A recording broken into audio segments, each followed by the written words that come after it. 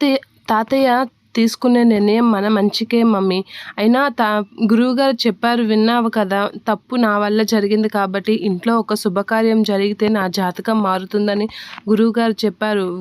గుర్తుందా నీకు? అని చెప్పేసి సుమిత్రకైతే జ్యోత్స్న నచ్చజెప్తూ ఉంటుంది. తాతయ్య ఏది చేసినా మనకు మంచికే చేస్తారు అని అనేసరికి శివనారాయణ అయితే అలా చూస్తూ ఉంటాడు. ఇదేంటి ఇంత సడన్‌గా ప్లేట్ మార్చేసింది అని పారిజాతం అంటూ ఉంటుంది. ఇక సుమిత్ర అయితే జ్యోత్స్న మాటలు అలా వింటూ చూస్తూ ఉండిపోతూ ఉంటుంది.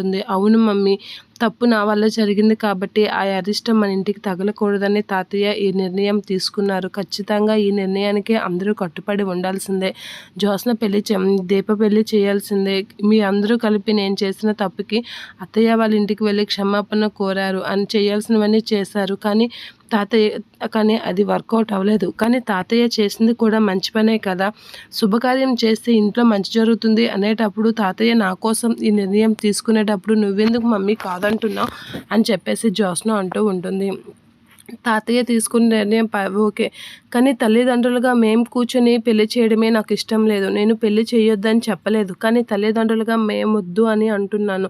మీ నాన్న అంటే అన్నీ మర్చిపోయి మామూలుగా అందరితో సరదాగా మాట్లాడి ఇదైపోతారు కానీ నేను అలా మర్చిపోలేను కదా! అని చెప్పేసి అంటూ ఉంటాడు. మీ నాన్న అయితే మాత్రం చంపాలనుకున్న వ్యక్తినే నాన్న అని పిలిపించుకొని మాట్లాడతారు అని అనేసరికి దశరథ అయితే గుర్తు తెచ్చుకుంటూ ఉంటాడు దీపతో అతను ఇచ్చిన మాటని. ఇక దీప అయితే నాన్న అని పిలవడం, నువ్వెలాగో నన్ను నాన్న అని పిలిచావు కదమ్మా, ఆ పిలుపునే కంటిన్యూ చేయి అని దశరథ అనడం అవి గుర్తు తెచ్చుకొని కామ్గా ఉంటాడు దశరథ.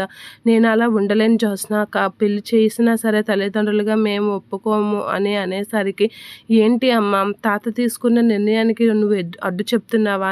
నాకు మంచి భవిష్యత్తు ఉండకూడదనే కదా అని చెప్పేసి అనేసరికి అది కాదు జ్యోత్స్న అని అంటూ ఉంటుంది.